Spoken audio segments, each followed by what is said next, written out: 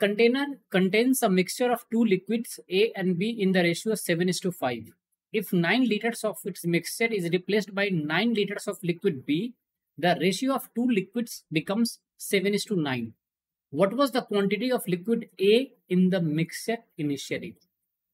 बहुत ही सिंपल तरीके से विदाउट किसी वेरिएबल को अज्यूम करके आप क्वेश्चन को सॉल्व कर सकते हो। ये क्लियर है? थोड़ा सा कॉमन सेंस का जरूरत होता है जो आप यूज नहीं करते हो। मिक्सचर है जिसमें ए और बी है। इनिशियल रेशियो कितना गिवन है बच्चों? 7:5। जब भी क्वेश्चन को सॉल्व करते हो ना, तो जो गिवन है ना उसको लिखो पहले। आप क्या क्या इंफॉर्मेशन क्वेश्चन में है उसको लिखो।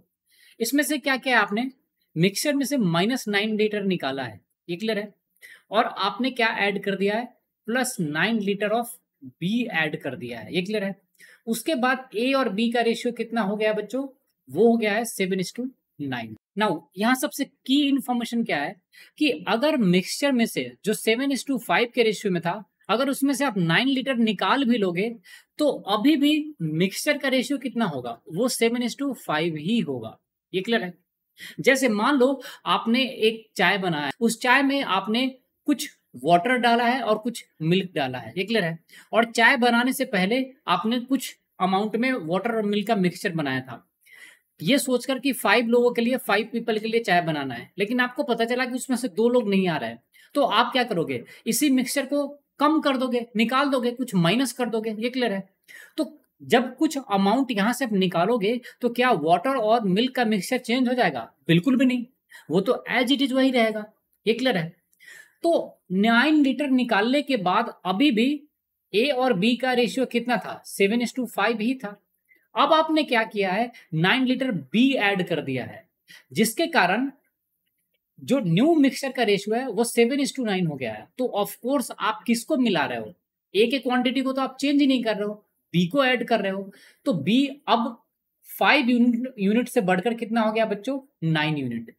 तो बी के अमाउंट में कितने का चेंज हुआ? 4 यूनिट का चेंज हुआ। और उसके लिए रिस्पॉन्सिबल कौन है? 9 लीटर ऑफ बी, ये क्लियर है? 7:5 था, आपने 9 लीटर बी मिला दिया, तो अब रेशियो 7:9 हो गया। तो ए का वैल्यू पहले 7 था और अभी भी 7 है रेशियो टर्म्स में। बी पहले 5 था, अब बी 9 हो गया, तो कितने का चेंज हुआ? 4 यूनिट का चेंज हुआ। और इसके लिए रिस्पॉन्सिबल है 9 लीटर ऑफ बी। तो 1 यूनिट के लिए कौन चेंज होगा? सिंपली 9/4 लीटर करोगे बच्चे। और सेकेंड केस में टोटल मिक्सचर कितना है? 9 + 7 दैट इंप्लाइज 16 यूनिट। तो 1 यूनिट का वैल्यू 9/4 है, तो 16 यूनिट का वैल्यू कितना हो जाएगा? 16 × 9/4। 4 से 4 कैंसिल करोगे बच्चों तो ये 36 लीटर आएगा। तो आपको पता चल गया कि सेकेंड केस में टोटल मिक्सचर का वैल्यू कितना है? 36 लीटर।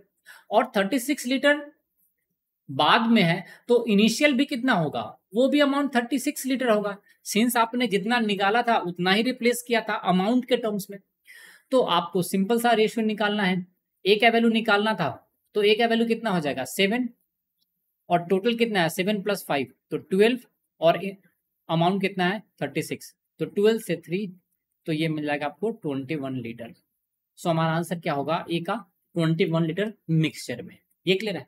सो आई होप आपको समझ में आ गया होगा। So thanks for watching the video. If you like the video, do subscribe the channel and share the channel with your friends.